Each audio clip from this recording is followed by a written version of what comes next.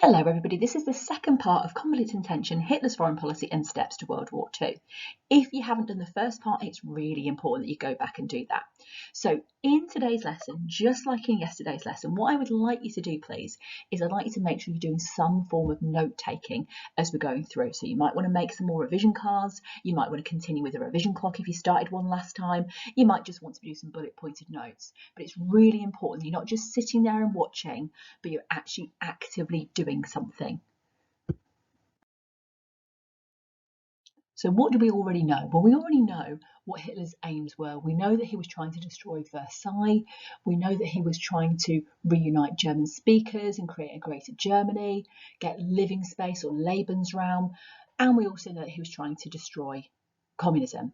So on his road to get there between 1933 and 1938, he'd already taken quite a few big steps. So he had begun to rearm Germany as soon as he came to power, and then of course he did it much more openly from 1935 onwards. He regained the Saar coalfields, which was also going to help him rearm because it was going to help empower his factories. He remilitarized the Rhineland, so remember that's not an invasion, that was where he simply put troops on German land that was banned by the Treaty of Versailles. He demonstrated his powers with those bombing raids of Spanish cities in the Spanish Civil War, which obviously terrified many people around the world. And he made those alliances with Japan and Italy against communism with the Anti-Comintern Pact in 1937. We also know that he performed Anschluss and united Germany and Austria in 1938. All of those steps had happened essentially without Hitler being challenged at all. What we're going to focus on is those final steps to war in 1938 and 1939 today. A key term that I'm going to be using a lot this lesson is appeasement. This was a policy where Britain and France gave in to Hitler in exchange for peace. This was based on the view that Hitler's demands were reasonable. So Britain did not want to go to war, the British people did not go to war, so appeasement was the policy where, well, if Hitler was asking for something that wasn't too much, then we'd give it to him. That way we could avoid war. So keep that in your mind as we're going through today. Make sure you've got a definition of that written down somewhere. Okay, so let's look at our first big incident. So this is to do with the Sudeten crisis and the Munich Agreement of 1938. So the Sudetenland was part of Czechoslovakia. That was a new country that had been created after World War I. In the Sudetenland, there were 3 million German speakers. So this was a land that Hitler thought he had a bit of a claim to. This was a land that had been newly created, some of it out of German territory. German people lived there. Not just that though, another good thing about the Sudetenland was it was absolutely full of fantastic factories, armament factories in particular, such as the Skoda works. Czechoslovakia was a modern democracy. It was a new country born out of World War I, and the people there had a say in the government. Not only was it a modern democracy, it also had a strong army. It was well able to defend itself. So this should have been somewhere, you would think, that it was going to be difficult for Hitler to take over, and somewhere that the Allies, such as Britain and France, should have wanted to have defended. So what happened? So the Sudeten Nazi Party, unsurprisingly, there's a Nazi party in the Sudetenland with that number of Germans. Remember, there'd been a big Nazi party in Austria as well. That particular party rioted. Well, they rioted in September of 1938 because they wanted union with Germany. They had seen how the Austrian Nazi party had rioted, and that had led to union. Hitler accused the Czech government of atrocities, hurting the German citizens of the Sudetenland, and said that he was going to threaten military intervention, that he was looking to invade. Well, this of course caused lots and lots of problems because, Britain couldn't just keep watching on from this and say, oh, that's okay, they're going to invade. There was a difference between taking over Czechoslovakia and taking over Austria. Remember what was said on the last PowerPoint? We said that Austria had German history and culture. They spoke the same language. It seemed more obvious it was going to be part of the German Empire. Yes, the Sudetenland had German population, but Czechoslovakia was definitely not German. So what did Chamberlain do about it? Well, Chamberlain met Hitler at Berchtesgaden. This was Hitler's nice little retreat up in the mountains. This This was really unusual that a British Prime Minister would travel to meet a foreign leader. And at that point, they decided to agree on a plebiscite. The people of the Sudetenland were going to get to decide their own future, their own fate. Hitler, trying to show that he was reasonable again, said, this is the last thing that I want. This is the last problem that needs solving. Once we've had this problem solved, I won't be asking for any more. So Chamberlain convinced the Czech government to agree, because the Czech government weren't worried about this. This was going to be a free vote. The people were going to get to decide. And so it looked like war was avoided. The military intervention wouldn't happen. Things were looking good. Chamberlain flew home feeling great. The next week, Chamberlain went back to Germany, this time to a place called Bad Godesberg. So this was 1 week later. So notice the dates here. We're going a week between things happening. But this time, Chamberlain's thinking they're just going to kind of sign the deal. It's all going to be okay. But when he arrived, Hitler made extra demands. Chamberlain said, well, no, you can't just, we've got an agreement here. What we're going to do is allow the people of the Sudetenland the choice in the matter. So Chamberlain refused. He stood up to Hitler and said, no, you can't just take more. You're not going to have a say in the whole of Czechoslovakia. We're going to talk about you having a vote about the Sudetenland. That's it. Chamberlain flew home. He was really worried about the fact that this could lead to a war, about a quarrel in a faraway country. Most people in Britain had not heard of Czechoslovakia, let alone the Sudetenland, and yet it looked as if Britain was going to have to go to war over the Sudetenland. War looked very likely at this point. Chamberlain was very disheartened. However, the next week, Mussolini put together a four-power conference at Munich to try and resolve the situation. Remember, Mussolini is Hitler's ally. This was the last opportunity to avoid war, and so Chamberlain was desperate to take it. So you had Chamberlain, Mussolini and Daladier, who was the Prime Minister of France. They met with Hitler at Munich, and at this point, rather than going for a plebiscite, rather than voting, they simply gave the Sudetenland to Germany. They gave Hitler what he wanted. The Czechs, remember this is their land, they were not even invited to the talks. So the 29th of September, that's the agreement. So the next day, Chamberlain returned to England with his famous piece of paper. And on that piece of paper that had his signature, Hitler's signature, this was an agreement that now that Hitler had got the Sudetenland, he would take no more. This was seen as a triumph of appeasement because Chamberlain had given in to Hitler's demands, but the exchange that he got was seen to be good. He had avoided war. He was seen back in Britain as a hero. Not by everybody. Some people said he'd made a big mistake and he'd misjudged Hitler. Chamberlain himself never fully trusted Hitler, and he used this as an excuse to begin rearming Britain, knowing this was not the final thing that Hitler was going to want.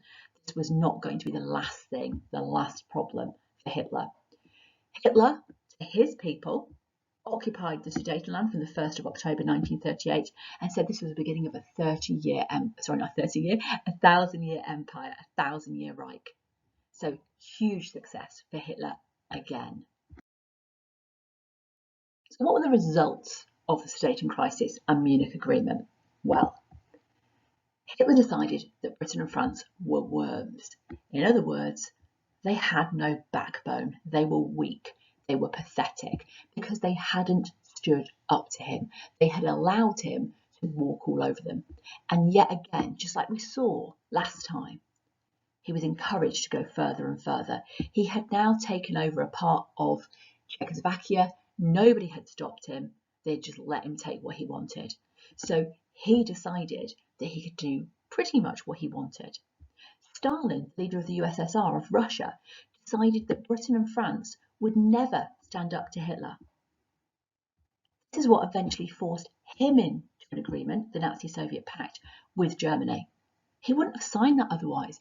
He believed that Britain and France were willing to sacrifice Russia as well, that Hitler would be allowed to take over land in Eastern Europe. Britain did, though, on the plus side, gain a year to prepare for war. They were not ready. in September, October of 1938. They increased spending on the Royal Air Force. They started putting out air raid shelters to people in London. They started to make plans to evacuate children from the cities, because remember, from the Spanish Civil War, they'd seen the bombardment of cities, and they began to conscript people into the armed forces from May of 1939. So, what else did this do? Well, the British people throughout the 1930s had made it very clear that they did not want war. They began to change their mind now. They had done every single thing they could to appease and give Hitler what they thought was reasonable. If Hitler broke the agreement, they would be ready for war. So the war morale of the British people was now improved. They knew that they had been reasonable. They knew that they had done everything possible to avoid war. So if there was going to be a war now, the British people would support it. They wouldn't have supported war earlier to this. And when Hitler next breaks an agreement, they decided he was evil and needed to be stopped. So the Sudeten crisis had a lot of repercussions. Okay, so our next incident. Hitler had obviously taken over the Sudetenland part of Czechoslovakia. He had promised in the agreement that that was it. He wouldn't take over anything else. However, in March of 1939, he completely broke the agreement. He forced, remember it's Czechoslovakia, it's made up of two different leaders and governments really, he convinced the leader of the Slovaks, Tiso, to declare independence from Czechoslovakia. So Czechoslovakia was broken up. He then brought the Czech president, Hacha, to Berlin and forced him to invite German occupation. In other words, unless you agree to us taking over your country, we're going to do it by force. And on the 15th of March 1939, the German army marched in. They didn't face resistance because the Czech president didn't have anybody to help him. His power had already been diminished and lessened because he'd already lost the Sudetenland, where lots of those armament factories were. He'd also lost the Slovak half of his country. And he knew that nobody's really going to help him against Hitler. So the army marched into Prague, took over the rest of Czechoslovakia in March of 1939. Well, as a result of this proved that appeasement had failed and that war was the only way of stopping Hitler, because he had broken his promises at Munich. He had proved that he was untrustworthy. No one could argue either that this was reasonable action by Hitler. Hitler wasn't reasonably taking over Czechoslovakia. He had no claim to the rest of the country. So Britain continued. Remember, they'd started rearming after the Munich Agreement, not fully trusting Hitler. Britain continued to rearm, and Chamberlain promised that if the next target, which he knew to be Poland, was taken over, was invaded, that he would support them. So this promise, this guarantee of Polish independence, was made in April 1939. Of course, Hitler didn't really think that that promise was worth anything. So it was now obvious that Hitler could not be trusted and that he was going to try and take more and more land. Everybody knew that the next target was going to be Poland and that Hitler was going to try and conquer it. But by this point, people believed that only Russia was the country that could stop him. So Chamberlain began talking to Russia, began trying to kind of negotiate for some kind of alliance with Russia. But the Russians didn't trust the British didn't trust the Russians. So that lack of trust meant that negotiations really never got off the ground. So in the summer of 1939, the British sent a minor official. It was just called Reginald Drax. He was a nobody. He had no authority to make any decisions. That was the person they chose to send to Russia.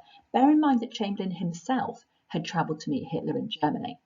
This was a real insult to the Russians, and therefore no alliance was made. And this was really the last chance of peace. Stalin, knowing that Britain had given in, they'd handed over Czechoslovakia. He knew that Britain would betray them and appease Hitler. He thought that Britain would hand over parts of the Soviet Union. So Stalin had to go down a different road. And the road that they chose was really, really surprising.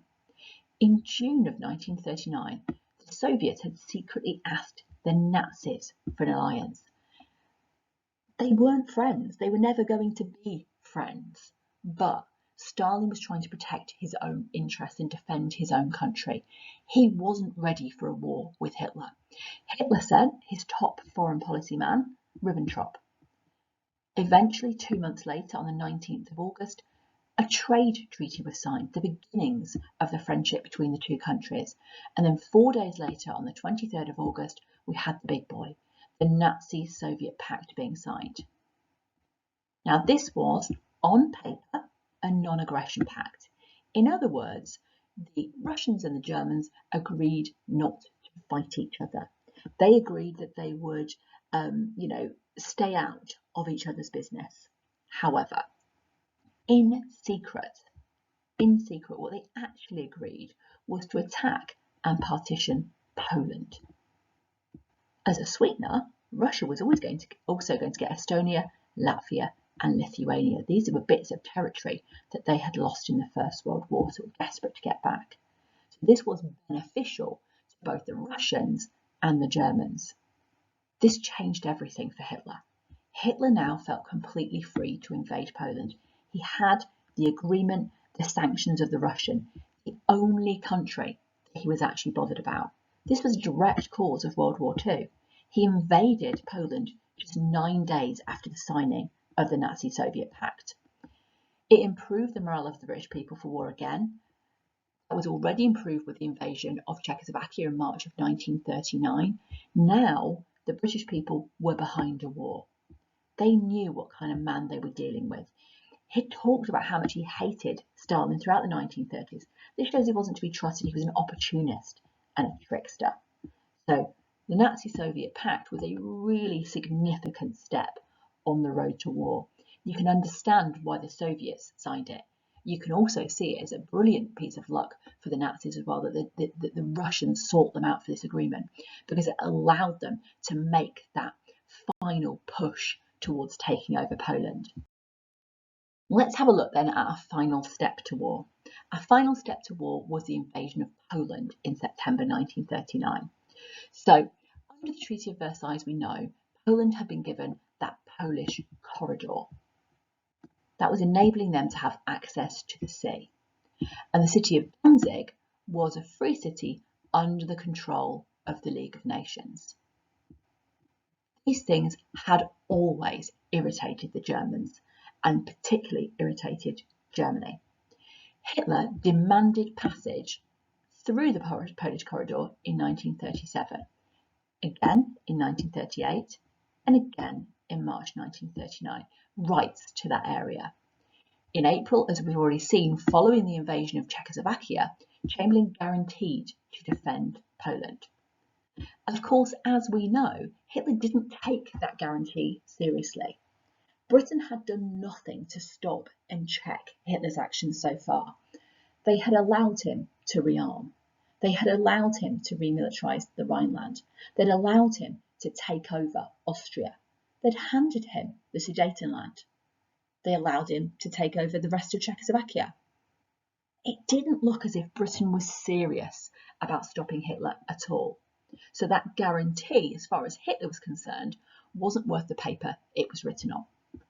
So, in April 1939, Hitler renounced the non-aggression pact with Poland. Remember, that was meant to be a 10-year pact that was signed in 1934. And remember that Hitler had signed that in 1934 because at that point he wasn't ready to fight Poland, and the Poles seemed more aggressive. And he renounced the Anglo-German naval agreement with Britain. He said he would build as many ships as he wanted. He didn't need the permission of the British. At this point, the Germans in Danzig demanded union with Germany. This was obviously all a setup. Hitler had asked them to do that. Hitler accused the Poles of atrocities. Notice this is his tactic, a lot of the time. He used that in the Sudetenland as well, and threatened military intervention. He said, my people are being treated really badly, the German citizens in this area, and I demand that there is satisfaction or I will invade. Of course, then, he signed the Nazi-Soviet Pact. That removed fear of war with Russia. So he knew, worst case scenario, what would happen if he took over Poland, he would have to fight Britain and France. But he didn't believe that that would happen in a million years. Russia would be on his side and they'd take a portion of Poland as well. And Britain and France, just like always, would do absolutely nothing. So, on the 1st of September 1939, Hitler unleashed Blitzkrieg, a lightning war, on the Poles and invaded. This was a combined invasion from the air and land. In a really surprising move from Chamberlain, this was surprising for Hitler, Chamberlain did declare war on Germany on the 3rd of September. France then declared as well. Appeasement was over. Giving in to Hitler had not worked. It encouraged him, it made him stronger, and we ended up having to have a war anyway. So we now know that appeasement failed and that eventually war was declared. So what we're going to do now is we're going to examine, well, what was good and what was bad about it? Well, appeasement was a really sensible policy. There were loads of reasons for Britain appeasing and giving in to Hitler. The first one was that actually many people, not just Chamberlain, but many people by the 1930s had realised that the Treaty of Versailles was pretty unfair and that actually Germany hadn't been treated very equally. What had happened is that millions of Germans were living under foreign rule. That didn't go with self-determination. So it made people feel that Hitler's demands were reasonable. It seemed reasonable that Hitler could have troops on his own land. It seemed reasonable that different German people should be reunited and living within Germany. Another reason why appeasement was a good idea was because before you go to war with someone, you should try other methods first. So it's right to avoid war by negotiation. And Britain had to take that upon themselves because the League had failed. Now you can say that Britain were partially responsible for the failure of the League of Nations, no doubt about that. But certainly what you can say is that the League had failed to keep the peace, and Britain trying to stop another horrendous war was a good thing and the right thing. One of the biggest reasons why appeasement was used in Britain is because the British people simply did not want another war. Memories of World War I were still incredibly strong. They remembered how awful that war was. Many people had lost loved ones. Many of the people who came from that war were never the same again. So throughout the 1930s, votes from the people proved that they did not want another war. They wanted money to be spent on other things. They wanted decent homes to be built for families in Britain rather than money being spent on weapons. So public opinion was not for war. The people weren't behind it until Hitler had proven himself to be untrustworthy. Another reason why appeasement was the right policy is that Britain hadn't spent loads of money on armaments in the 1930s. And what appeasement did was it bought Britain time to set up radar to defend themselves against the German Air Force, time to make sure that they really could, once they did have to fight, they could defend themselves. And Nazi Germany in Britain had been seen as a good way to stop Russia growing. The political system in Russia was so different and so alien that people wanted any way to avoid and stop it. So having a strong Germany kind of provided a buffer, and it meant that Britain wasn't likely to be in danger from communist Russia. So appeasement had seemed like a good thing. The British people certainly hadn't wanted war. And when Chamberlain came home in 1938 with that piece of paper, people were well behind the policy of appeasement. But it was also the wrong decision.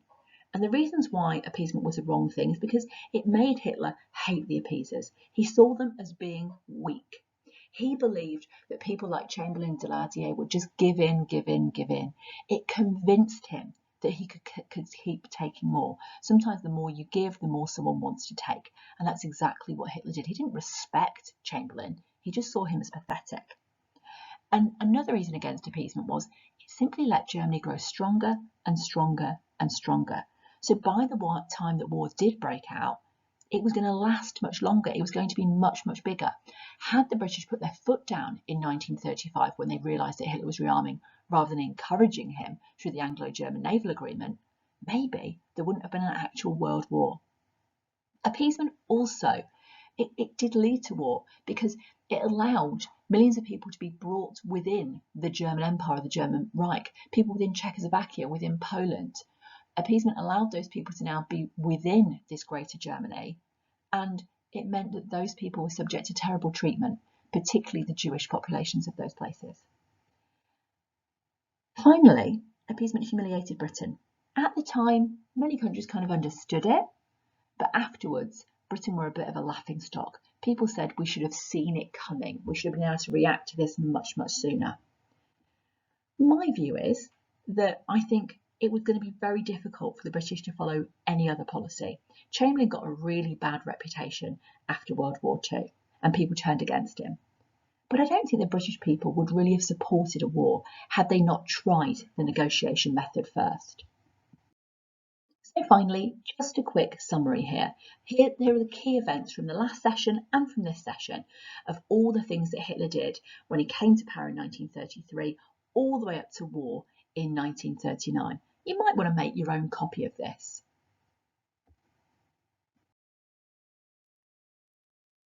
So in a moment, you're going to go back to your teacher and you're going to tell them who you think was to blame for the outbreak of World War II. Was it mostly Germany? There's lots of reasons why it was Germany. Hitler was really aggressive. Think of those foreign policy aims. Think about what he did.